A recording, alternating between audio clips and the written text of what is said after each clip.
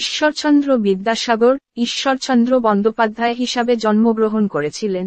তিনি ছিলেন 19 শতকের বাংলার একজন উচ্চাঙ্গ ব্যক্তিত্ব, যিনি একজন শিক্ষাবিদ, সমাজ সংস্কারক, সমাজসেবী এবং লেখক হিসাবে খ্যাতিমান। বাঙালি সমাজ ও সাহিত্যে তার অবদান অপরিসীম ও চিরস্থায়ী। বিদ্যাসাগর 1820 সালের 26শে সেপ্টেম্বর বেঙ্গল প্রেসিডেন্সির মেদিনীপুর জেলার বীরসিংহ গ্রামে এক নম্র ব্রাহ্মণ পরিবারে জন্মগ্রহণ করেন। তার পরিবারের আর্থিক সীমাবদ্ধতা সত্ত্বেও, তিনি শেখার জন্য একটি অসাধারণ দক্ষতা দেখিয়েছিলেন এবং 9 বছর বয়সে তাকে সংস্কৃত কলেজে পড়ার জন্য কলকাতায় পাঠানো হয়েছিল। তার প্রতিভা তাকে অল্প বয়সে বিদ্যাসাগর উপাধি অর্জন করেছিলেন। বিদ্যাসাগর, যার অর্থ বিদ্যা বা শিক্ষার মহাসাগর। শিক্ষার প্রতি বিদ্যাসাগরের অনুরাগ তার নিজের শিক্ষার বাইরেও প্রসারিত।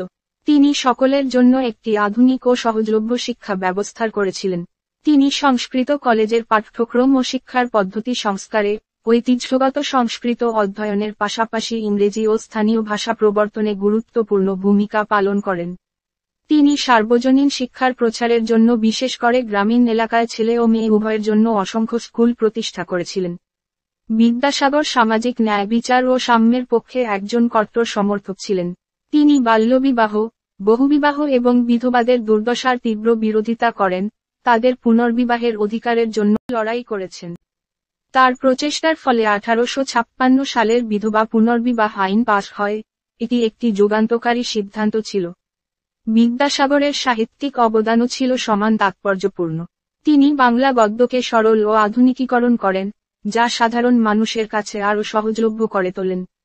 তিনি ইতিহাস, গণিত, বিজ্ঞান এবং দর্শন সহ বিস্তৃত বিষয়ের উপর ব্যাপকভাবে লিখেছেন। সুস্পষ্ট ও সংক্ষিপ্ত শৈলীতে লেখা তার বইগুলো জনপ্রিয় পাঠ্যপুস্তকে পরিণত হয় এবং বাংলা সাহিত্য ও সাক্ষরতার প্রসারে গুরুত্বপূর্ণ ভূমিকা পালন করেছিলেন। বিদ্যাসাগর একজন সত্যিকারের জনহিতৈষী ছিলেন, সমাজের উন্নতির জন্য তার সম্পদ এবং সময় উৎসর্গ করেছিলেন।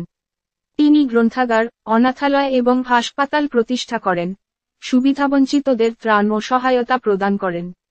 তিনি শিক্ষা প্রতিষ্ঠান ও সাংস্কৃতিক সংগঠনকেও উদারভাবে অনুদান দিয়েছেন।